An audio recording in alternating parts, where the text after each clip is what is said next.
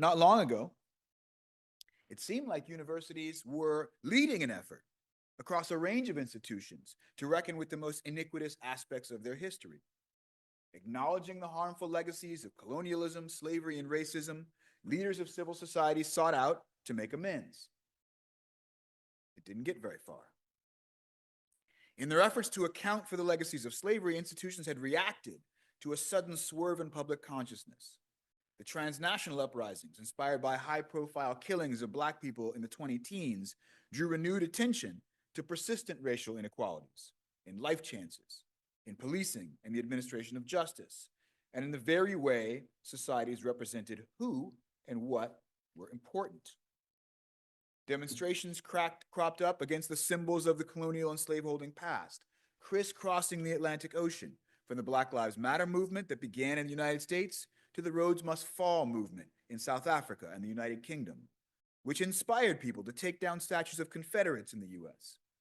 Good morning, good afternoon, good evening, wherever you're watching this video from. Welcome back to my YouTube space. Now, the video I'm going to do today is about one black professor talking why white people are afraid of the black history. And we have been talking all along.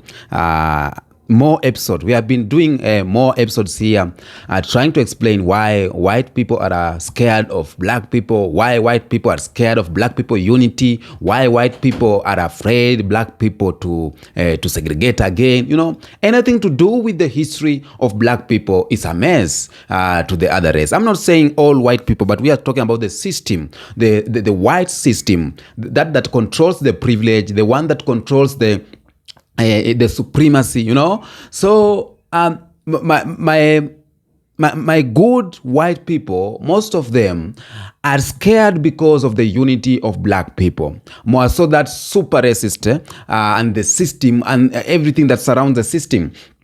And when we talk about the black history of black people is so rich.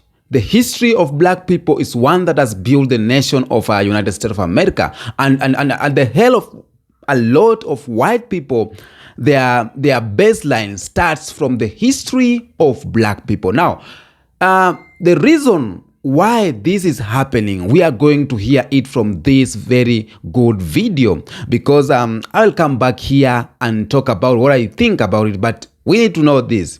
Black people are so much powerful that whenever they are together, whenever they unite, 2 or 3, 4 black people, the system starts to tremble. Whenever 2 or 3 black people starting to work together, white people are scared of it. They are afraid of the unity. They are afraid of us being in a segregated areas. They are afraid of our own history. They are afraid of our culture.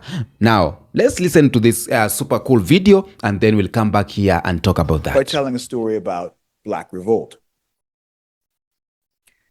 The backlash I've described is not only a denial of Black history, this is, more importantly, in my view, a refusal to acknowledge Black perspectives on history more generally.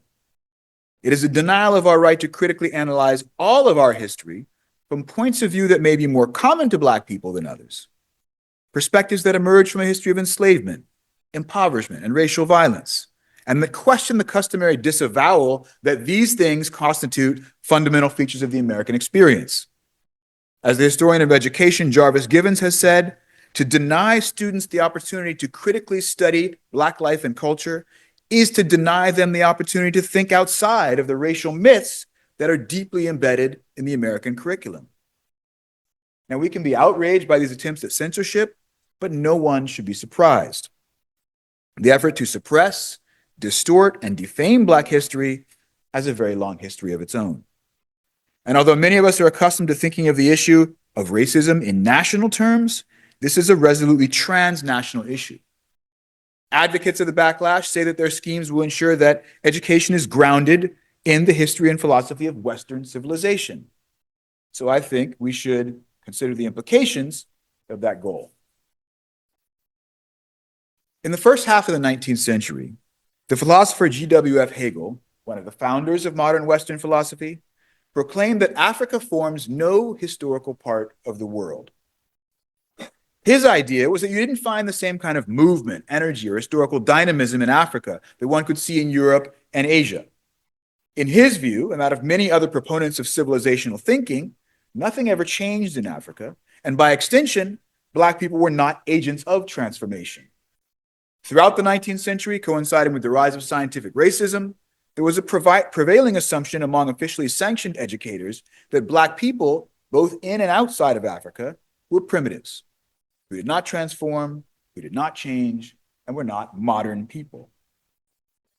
When history and other academic disciplines were established in the 19th century, what professional scholars counted as history were mostly the actions of people who did European statecraft or politics in America. It was not really until decolonization in the mid-20th century that the historical profession at large began to treat Africa and Black people seriously as historical subjects. Precocious intellectuals like Carter G. Woodson, who established what was then called Negro History Week in February 1926 in the US, which became Black History Month in 1970, were trying to assert the importance of that history to a mainstream educational establishment and a general public that had been denying its educational value since the advent of modern scholarship. Teachers of Black history and culture then inherited a historiography from generations of professionals who didn't really think there was a subject there, or at least not a subject as rich, dynamic, important, and consequential as anybody else's history. Black History Month is still charged with changing those basic assumptions about whose history matters. And here, too, the stakes have always been high. In 1933, as European fascists pursued their claim to lead Western civilization, and students burned 25,000 volumes of so-called un-German books in Berlin, Carter G. Woodson published The Miseducation of the Negro. He could not have stated the implications of that miseducation any more clearly, and I quote, "If you can control a person's thinking, you do not have to worry about their actions," he wrote. "When you determine what a person shall think, you do not have to concern yourself with what they will do. If you make a person feel that they are inferior, you do not have to compel them to accept an inferior status, for they will seek it themselves. If you make a person think that they are justly outcast, you do not have to order them to the back door. They will go without being told. And if there's no back door, their very nature will demand one." Unlike so many who seem to believe that students need only bare recitation of facts, shorn of interpretation and theoretical reflection, Woodson knew that the mere imparting of information is not education. That insight should remind us that African American studies is not merely synonymous with African American history, just as the history of race and racism is not perfectly coterminous with the history of Black people. African American or Black studies, as the historian Robin D.G. Kelly has explained, tries to understand how Black people came into being in the modern world, how that process, through kidnapping, enslavement, the extraction of labor, the extraction of ideas, was foundational to the modern world. And finally, the way that African people tried to remake and re-envision that world through art, through ideas, through social movements, through literature, through study in action. In contrast to this vision, much of the US public discusses African American history as if it were a subset, some small part of the larger US historical experience. And one can see it that way, from within a narrow vision of national history. In this case, still, the Black experience is crucial to understanding key themes in the Chronicle of America. There can be no adequate comprehension of freedom without considering the centuries of slavery that culminated in the US Civil War. The history of market capitalism cannot be understood in isolation from the fundamental importance of the trade in human beings and the production of racial inequality. The vital importance of democracy is best perceived from the perspective of those who suffered the domination of masters and authoritarian legal regimes, as well as exclusion from the franchise. In other words, the very things Americans care most about and have argued over most vehemently and for the longest time make no sense without Black perspectives on our history. And yet, I think it's still more illuminating to learn how this one nation state emerged from the larger world of Africa and African America as a subset of Black history's global, or at least Atlantic-wide development. Black history doesn't begin in 1776 or in 1619 for that matter. and its scope is not limited to North America south of the Canadian border. Black history is world history, and as such, it has lessons and warnings for the world. After all, much of what you might think of as Western history is tightly braided with Black history. Or maybe you could say these histories meet at critical intersections.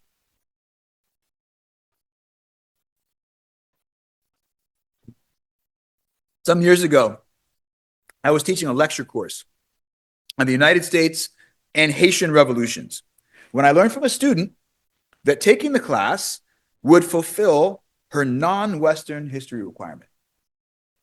I paused. The course, called American Revolutions in the Atlantic World, considered the two great upheavals as part of a continuous sequence of radical challenges to established authority, resulting in fundamental transformations of governance throughout the region. So what was particularly non-Western about it? I didn't suspect they meant the American Revolution. So it must have been the tent of the Haitian Revolution. For though it was closely entwined with the concurrent revolution in France, and ultimately made possible the westward expansion of the United States to the Mississippi River, Black Africans made up the largest proportion of the participants. But then these were the same men and women whose actions pushed the French National Assembly to outlaw racial discrimination in 1792 and to abolish slavery in 1794, extending the rights of man and citizen to include non-whites. So surely this was a touchstone development in the history of the so-called West, right? The rights of man and citizen. We know that European empires in the Americas, the growth of colonial settlements and trading networks, and the development of global capitalism are all indispensable aspects of Western history. We know, too, that more than 3/4 of migrants to the Americas between 1500 and 1820 were from Africa. So were their experiences and perspectives not also part of the West? By asking this apparently outlandish question, I aim to bring social geographies in which history cannot readily be conflated with circumscribed territories more closely into focus. Empire, migration, and revolution, the subjects of my course, were fluid and encompassing phenomena that scrambled conventional boundaries, not least because categories such as West and non-West are themselves artifacts of such intensive trans-regional interactions. Empirically, this is obvious enough. So the fact that we still organize historical knowledge in such misplaced ways suggests the need to think more deeply about how history plays out on the maps in our minds. By default, we tend to think in terms of discrete units, continents, oceans, nation states, regions, Europe, Africa, America, East, West, or Middle East. Our research and teaching continue to be organized that way, but history doesn't generally unfold like that. Let me illustrate the point more concretely by discussing an example even closer to home. Few Americans are aware, still, that Great Britain's most important American colony was on the verge of insurrection in 1776. Colonists perceived that the government in Britain was conspiring against the rights of imperial subjects. They feared a plot against the English liberties they had long enjoyed. At their dinner tables, they heatedly discussed the merits of open sedition. Those disaffected with imperial governance dwelled upon the topic of American rebellion. But as these Jamaican colonists debated liberty, their slaves saw an opportunity. The island was at a critical juncture with the British entry into yet another imperial war. Colonists traded exaggerated accounts of a French and Spanish military buildup in the Caribbean and calculated that there were 30 slaves to every white person ready to join the attempts of any enemy in a general massacre, they said. On July 3rd, 1776, a regiment of troops from Hanover Parish left for a rendezvous at Port Royal, scheduled to depart the island for North America by the end of the month.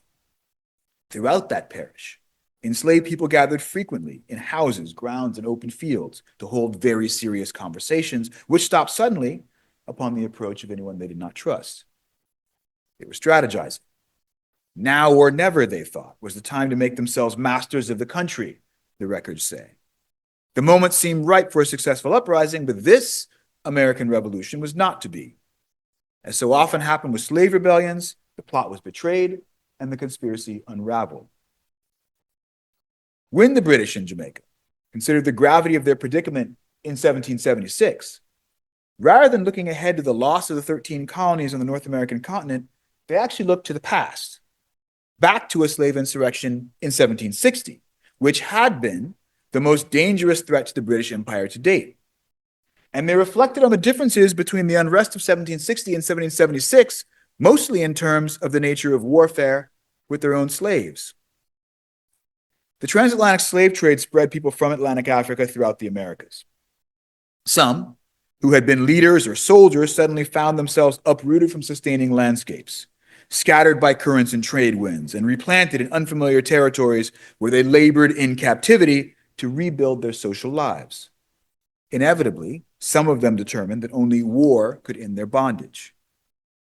This process of dispersal from a native land, transplantation, and adaptation to a new and strange one is familiar to students of cultural change, who have examined transformations in African religion, expression, and identity by viewing African, American, and Atlantic history in a common framework. A similar approach shows how the turmoil of enslavement and the daily hostilities of life in plantation society generated a militant response that traveled, took root, and sprouted in rebellions that reverberated across the Americas and back to Europe. That is what happened when groups of Africans called Coromantese from the Gold Coast, the West African region stretching from the Comoe and Volta River to the between the Comoe and Volta rivers, roughly what's now Ghana, who had an established reputation for military prowess, broke out in a series of revolts and conspiracies in the 17th and 18th centuries, most dramatically in Cartagena, Suriname, St. John, New York, Antigua, and Jamaica, an archipelago of insurrection stretching throughout the North Atlantic Americas. The Jamaican insurrections of 1760 to 61, followed by further uprisings in 1765 and 66, were among the largest and most consequential of these. From what observers could glean of the aims and tactics of these rebels, it was clear that many had been soldiers in Africa, and perhaps whole cadres of people arrived in the Americas with military training and discipline, or at least some knowledge of defensive and evasive tactics that they had learned in Africa. Indeed, as some scholars suggest, American slave revolts might be seen in key respects as extensions of African wars. Even as the slave trade wrought displacement, alienation, death, and suffering on an unimaginable scale, the massive dispersal of Africans across the Atlantic also scattered the seeds of military conflict throughout the Americas.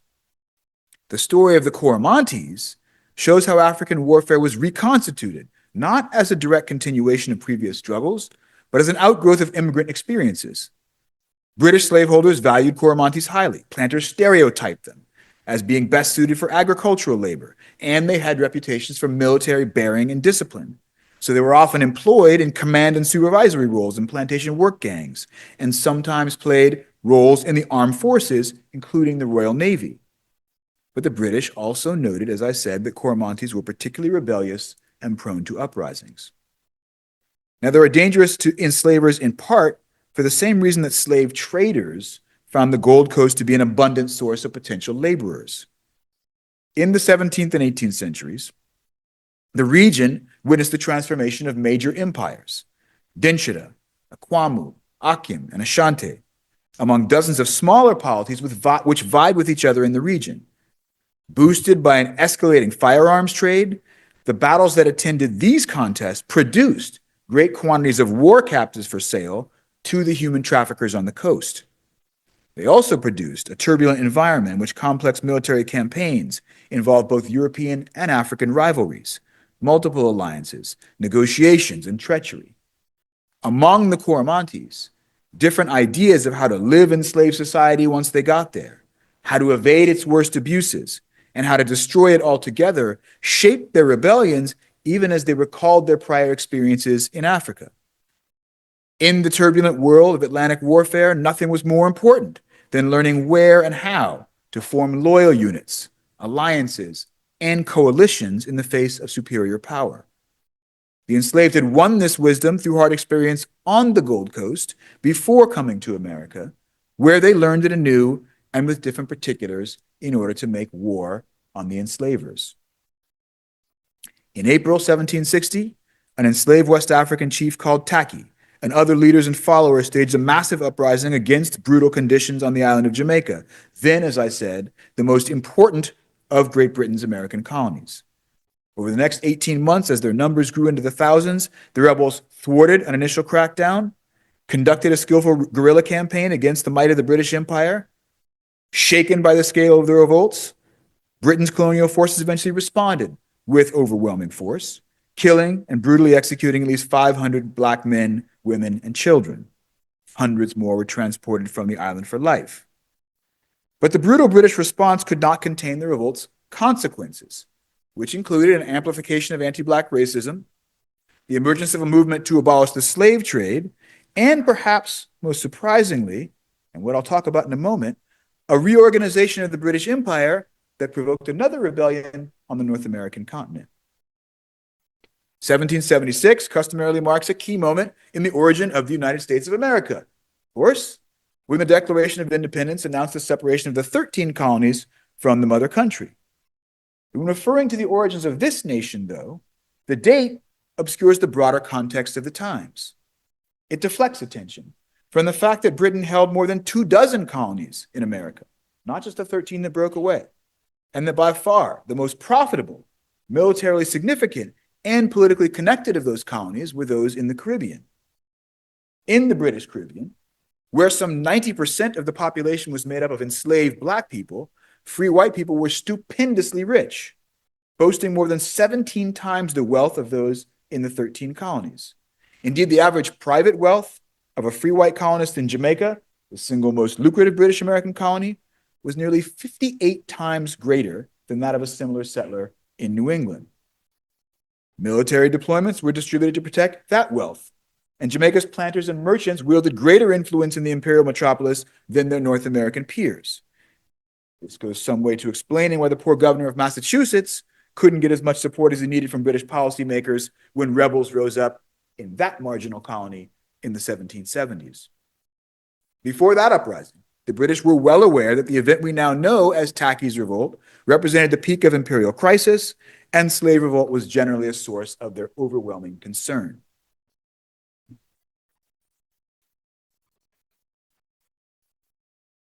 Tacky's revolt anticipated the American Revolution by a decade and a half and the Haitian Revolution by 3 decades. It can be considered one of the first great events of what historians call the Age of Revolution. And yet, it's hardly known in the United States, despite the fact that it influenced the origin of our national independence. In the aftermath of Tacky's revolt, to recoup some of the public costs, Jamaica's House of Assembly passed new poll taxes and commercial duties. The colonial government also committed to a tax on vellum, parchment, and paper ascertained by stamps, something that imperial reformers would attempt a few years later for all of America.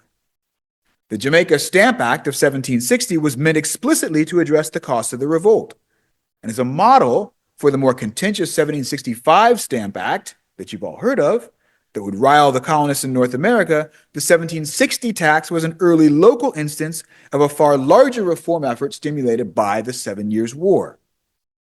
Near the end of that war, a world war with France and Spain and other of Britain's imperial enemies, as imperial policymakers celebrated military victories in North America, Africa, and the Caribbean, they contemplated the threat to their most vital colony, which raised the urgent question of how an expanded empire might contain its internal antagonists.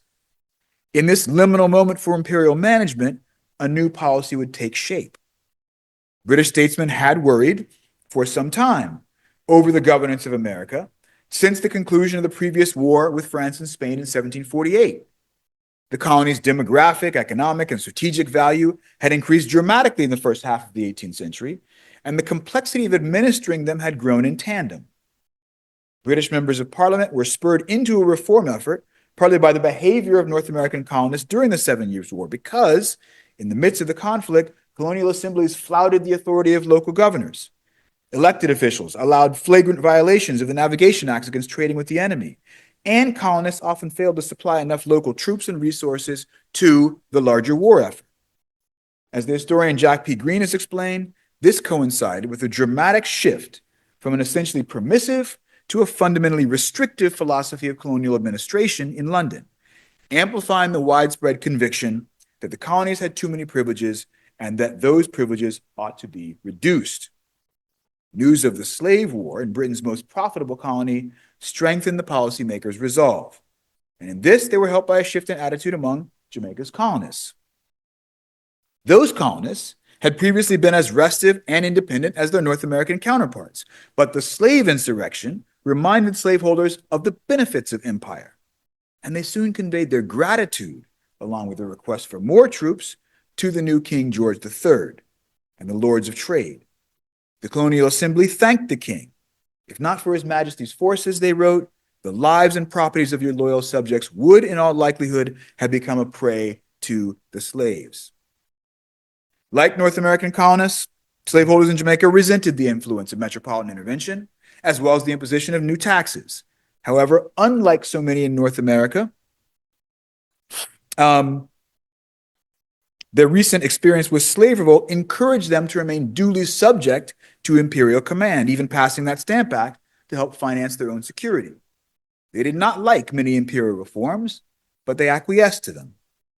After the 7 Years' War, with Jamaica having served as a model for the assertion of imperial control, policymakers preferred a raft of new legislation for their North American colonies. Yet, unlike colonial Jamaica's submission, these policies inspired the well-known conflict that would ultimately split the British Empire in 1776. To put all of this another way, if you haven't learned about Tacky's revolt, you're missing a crucial piece of the story of the American Revolution and the Africans who made it possible. And you're missing a vital lesson from Black history, that it has continued to be taught and learned, even or especially when it's not part of the official story. For it turns out that in Jamaica, African rebellion stimulated a continuing education in political history, which ensured that the subjugation of the enslaved could never be taken for granted. The slaveholding planter Simon Taylor learned this nearly half a century after Tacky's revolt. He said, I believe we are on the eve of a rebellion breaking out, something he wrote in 1807, barely a quarter century before Hegel would declare that Africa lay outside of world history. Several newly captured African migrants on Taylor's plantation had attempted to stab their driver. When Taylor interrogated them, he made a startling discovery.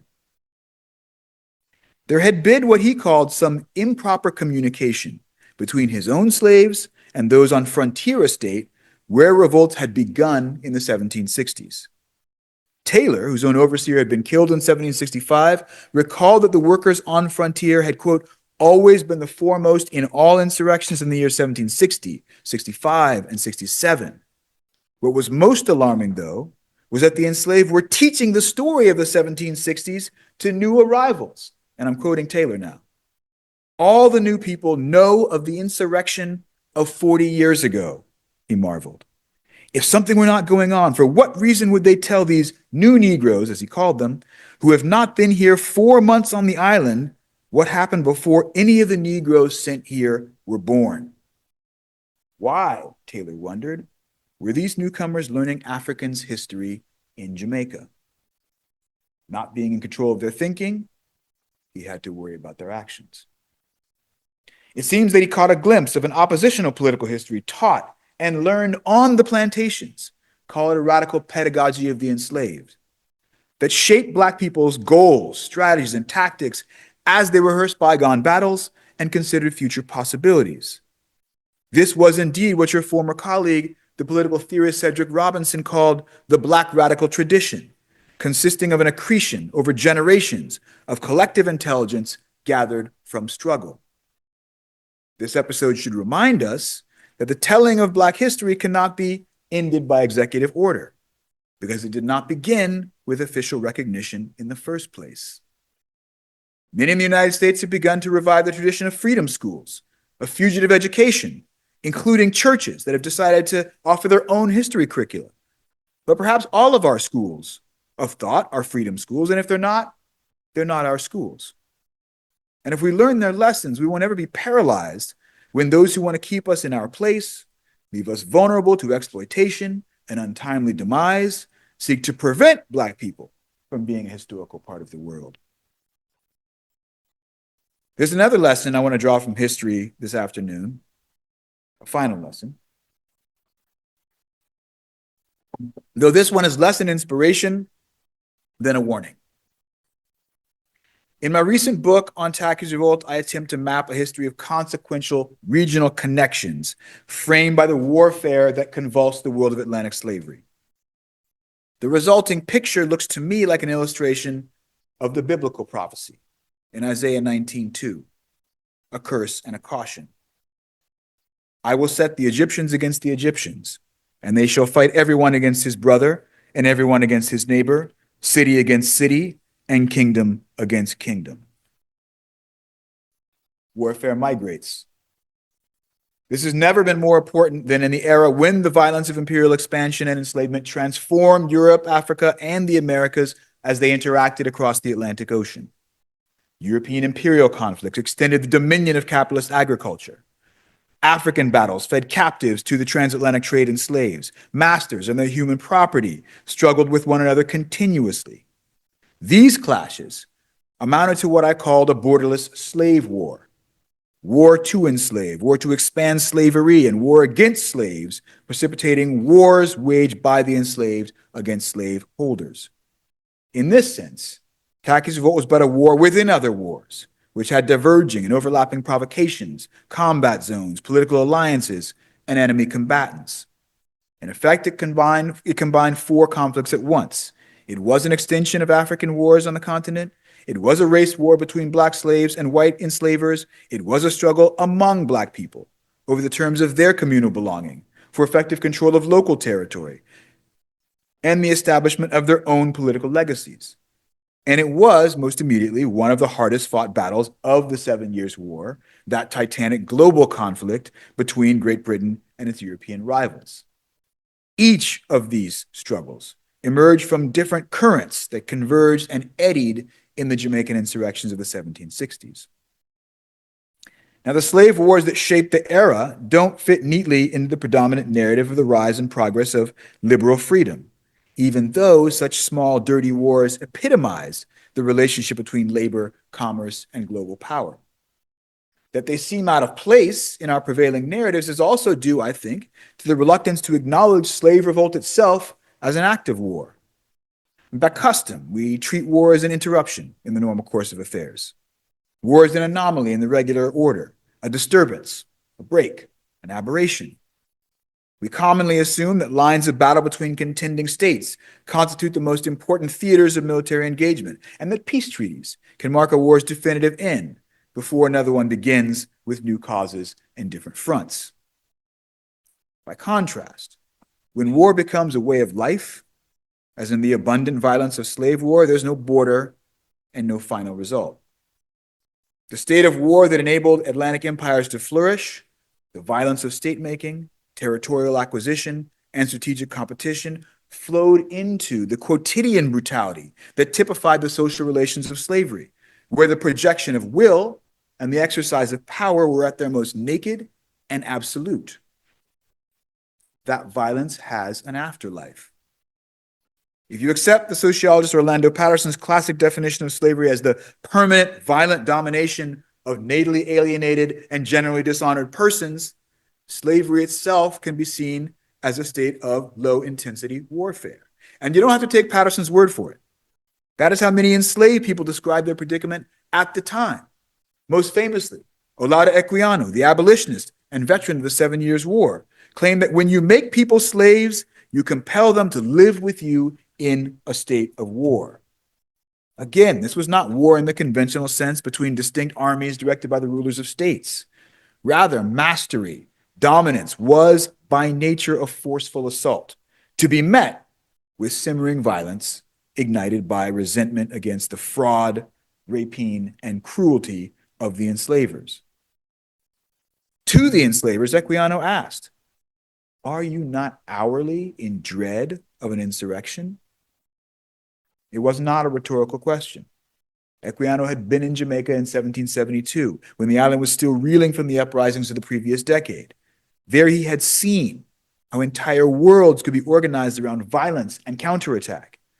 He held this view in common with other black people and other oppressed people in other times and places. So, Alongside freedom, capitalism, and democracy, as defining keywords and themes in American history, I think we have to add nearly continuous warfare. Some years ago, our late former president, Jimmy Carter, told a church congregation in Plains, Georgia, that the United States is, quote, the most warlike nation in the history of the world.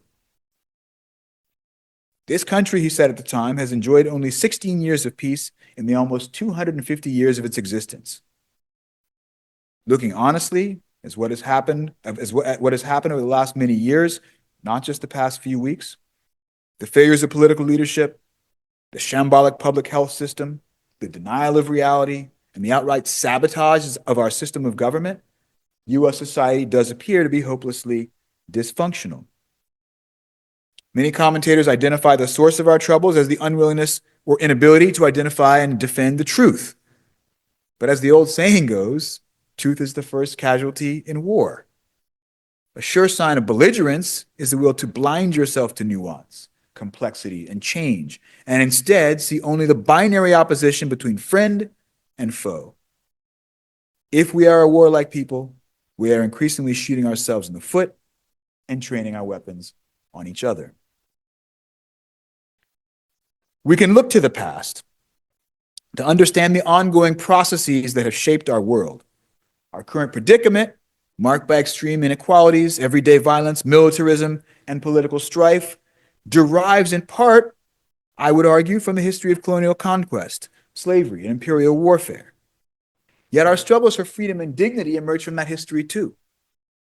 By understanding it, we might discern the scope, force, direction, and likelihood of the changes ahead, and be guided by the example and the wisdom of our ancestors. Through study and action, we can learn from the historic struggles of the enslaved and their descendants, just as they learned from each other to sustain communities in the face of domination.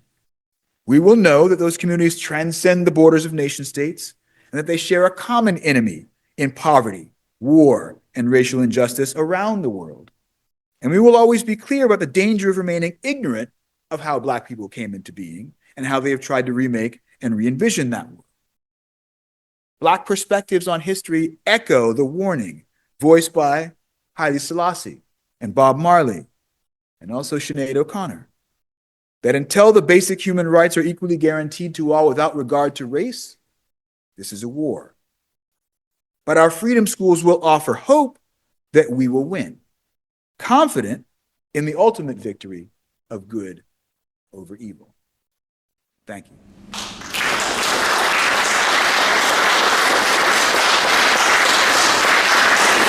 Welcome back. What a wonderful speech. And I'm happy that I'm living these days where I'm seeing these videos.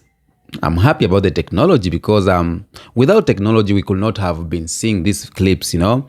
I see videos of Minister Louis Farrakhan. I see videos of the Jane Elliott. I see a lot of professors and doctors talking about the current situation, what's happening, because maybe they talked this on their time, but it is happening until now.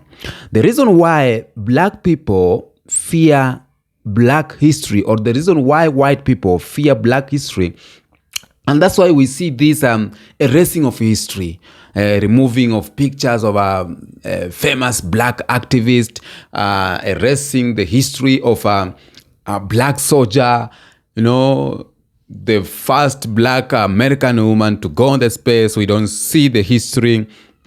So they are trying so hard to whitewash the history of Black. They are trying so hard to whitewash the history because all that's going on right now is the bottom line starts with the history of Black people. And one thing they fear the history of Black, or they fear Black history, is the fear of accountability, because some worry that acknowledging the full truth of history could lead to calls for reparation, policy changes, and other actions that feel might disadvantage them. Okay, some They fear black history because they fear accountability. They fear reparation. They don't want to talk about reparation anymore because they know the privilege they are living on now is because of the pains and sweat and blood of black people. So whenever we know this history, whenever we get this black history correct, that means that we must pay reparation because we put these brothers on the hardship. They picked cotton. They worked in sugarcane farms. Some of them were enslaved so much. We colonized them. We stole their gold and everything. So reparation is the way to go. If you acknowledge the black history, that means, if you love, if you acknowledge us, the history that we went through, then it's evidently you agree with the reparation rhetoric. And that's what they don't want to agree with. They don't agree with that. They don't want to change policy. Because the civil rights, the police brutality, the equality and everything, the voting rights, the immigration policy, they don't want to talk about this. They don't want to talk about the school equality, health equality. They don't want to talk about job equality, wages equality. They don't want to talk about that. So for us to avoid this kind of discussion, what do? Let's do away with the black history. Let's whitewash the history. So it makes sense. It makes sense that the fear of black history plays a bigger role on their side because they will do away with these things they call minor issues. But to us black people, they are major issues. When you talk about wealth gap between black people and white people, when we follow the black history, we will know where things went sour. When we talk about the history of black people, how we were enslaved and we were not allowed to be close to wealth, we were not allowed to acquire lands, we were not allowed to acquire wealth and good jobs that were paying well. When we follow this, that means that they know very well where things are, where rain started falling to black people, and they are the cause of this rain. They created this rain to fall on black people without umbrellas. So everything was washed out of us. Even Africans, when we talk about black people or black Americans, when we talk about the black history, we cannot cease to talk about Africans because Africans went through colonization. Our land was stolen away, our gold was taken away, our resources are being manipulated and everything. Our grandparents, our cousins were taken away to slavery. So when we talk about the black history, we will talk about compensation, reparation. And that's what they don't want to talk about. We'll talk about you moving out of our land. We'll talk about you leaving our resources away. We'll talk about you bringing back our gold. And this is something they don't want to talk about. So the fear of accountability. The whites, they fear accountability. And that's leading to the fear of black history because they know what the black history is or means to us. They are living off our history. Another thing why they may fear the black history, some white people, the guilty and shame. It's about guilty and shame. Learning about slavery, colonialism, segregation, and systematic racism can trigger feelings of guilt or shame, especially if people see it as a reflection on their ancestors or themselves. For us to avoid this guilty, for us to avoid this shame, let's assume that these things never happened. Let's assume that racism ended in America. Let's assume that we have equality. Let's end segregation so that we think we are free. But we ain't free anymore. We are still chained on that black chain. Black people are still chained on that bond of slavery. It's like new slavery. We are walking freely. We are going to jobs. We are laughing. We are doing our businesses. But we are still tied in a little finger somewhere by the system, and this system cannot leave us alone. It is so tough that is making black people not unite. It is so tough that is making black people not supporting black businesses. This system, they have brainwashed us for us to believe that our culture is not better, so we have to follow the white man's culture. It is so hard that we cannot talk about our own history. When our history is being deleted, we keep quiet because we believe that we can use the white people history. White people do not have history. They are using the history of black people. Because I may say, I don't have a history. I'm using the history of my grandparents. I'm using the history of my mother. Since I was born, my history did not started yet because my mother was the one who was pampering and doing all the washes on me. So I started creating my own history maybe at the age of 16, 17, 18. But the other end, I was using the history of my mother or my parents. And that's why children, now, it's so hard for you to remember what you did back then. So white people, they don't want to remember the baseline was the mother, and the mother is the mother Africa, and the mother is the black people. The mother is the black American who built this America. So the fear of black history is understandable. They fear guilty, shame, because when you talk about guilty, some white people are fair enough to understand that racism is bad and they don't do it. Some white people are fair enough to understand that the equality that's going on, it is too bad. Because some of them maybe have tested or have seen a friend, black friend, who's going through a lot because of this systematic racism, because of this systematic inequality. So some white people have opened their eyes and they have seen what is going on. Some white people understand that Martin Luther King Jr. was killed because he was fighting for the welfare of black people and he was on the right. Some white people, they understand and they believe that George Floyd was killed in a Cold War because of police brutality and they don't like it. So for those who they understand these things, they may have starting having guilty and shame, guilty of segregation, shame of slavery, guilty of colonization, guilty and shame. So this speaks a lot, because when you sit down and remember your ancestors did this to these ancestors, when you sit down and think and you know that the money, the wealth you people are boasting with is not yours, you stole it somewhere from Africa, you start having this guilt. Yeah, man. And guilt is one of a hell kind of thing, because it will eat you up. So the only thing you can do is to erase the history, is to whitewash the history. Let's prepare our mind. Let's make our mind to believe that these things never happened, but indeed they happened. So that's one of our things why the fear of black history.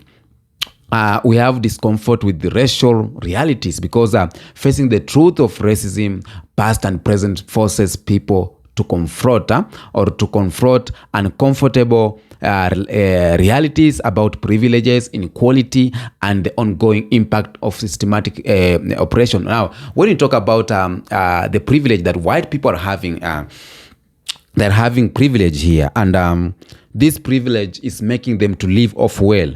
And some white people may fear to lose this privilege if the history is still there, because one of these fine days, these children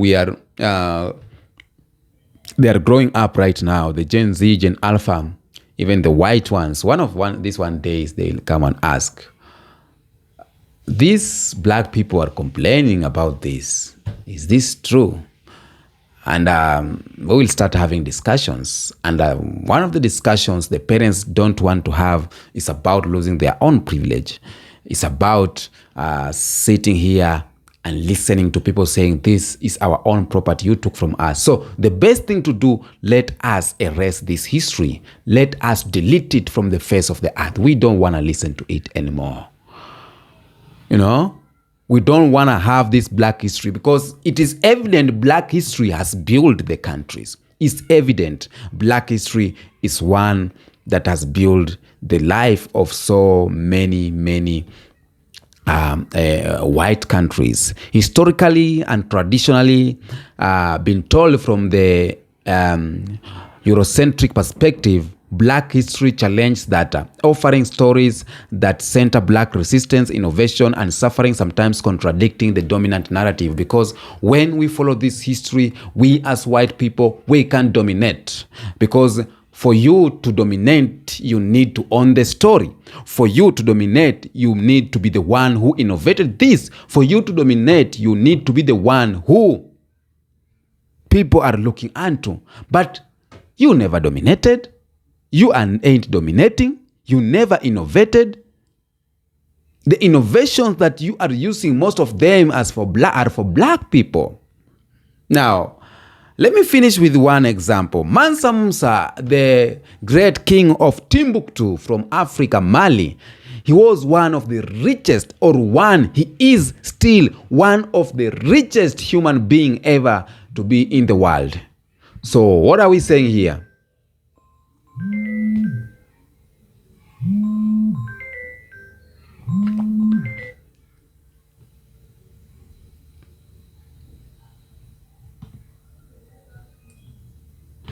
We are saying that by erasing the history of Mansa Musa, we will put some white folks there as the richest people ever to live in the face of the earth. No more Mansa Musa, no history of Mansa Musa, because a black person cannot be the richest man in the world. How? So that's how we erase this history, and they fear the history of black people because it will erase their dominance and supremacy. Tell me what you think on the comment section about this video, okay? Until next episode.